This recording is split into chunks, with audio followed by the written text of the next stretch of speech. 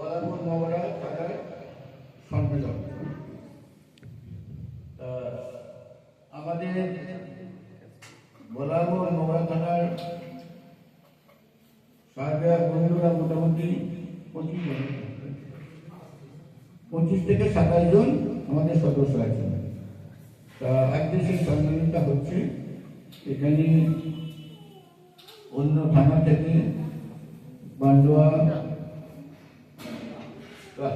মালদাখান থেকে কিছু অতিথি এসেছেন, আমি বন্ধুরা এসেছেন। তা আজকে এই